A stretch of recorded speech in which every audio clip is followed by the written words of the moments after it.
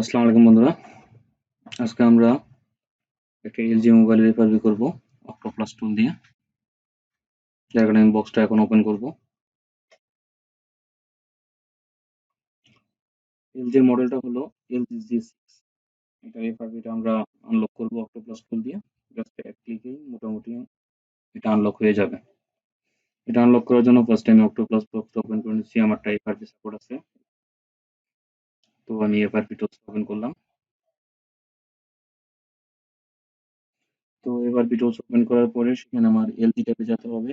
LG ট্যাবে গিয়ে সেখান থেকে এলজির মডেলটা সিলেক্ট করতে হবে। দেখেন আমার অলরেডি মডেলটা সিলেক্ট করা আছে, LG 870। এখন আমি জাস্ট এখানে রিসেট এফআরপি তে ক্লিক করব। তো রিসেট এফআরপি তে ক্লিক করার পর এটা আমার ফোনটাকে LG ড্রাইভারটা কম্পিউটারে ইনস্টল করা থাকতে হবে। দেন ভলিউম প্লাস চেপে এসডি টা লাগালে ফোনটা অটোমেটিক পেয়ে যাবে। দেখেন আমার ফোনটা অটোমেটিক পেয়ে গেছে। এটা অটোমেটিক প্রসেস শুরু হয়ে যাবে। জাস্ট কয়েক মিনিটের মধ্যে ইনশাআল্লাহ এফআরপিটা রিমুভ হয়ে যাবে।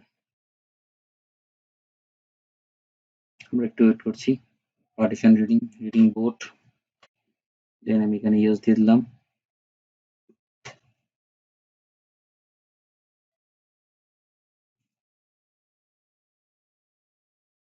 Then attach test point shown, help manual.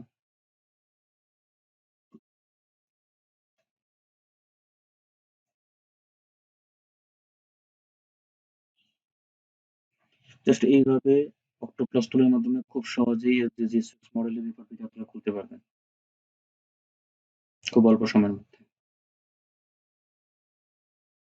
Just একটু সময় ওয়েট করতে হবে আমাদের।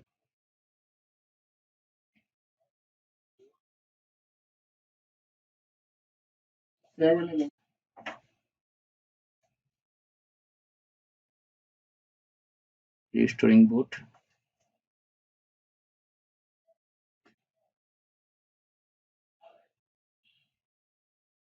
দেখতে পারতেছেন আমাদের এফআরপিটা সাকসেসফুলি আনলক হয়ে গেছে।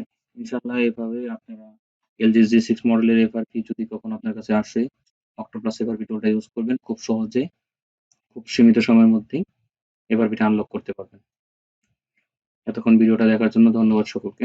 ভালো থাকবেন। পরবর্তী ভিডিওর জন্য দেখার জন্য সবাইকে অনুরোধ রইল।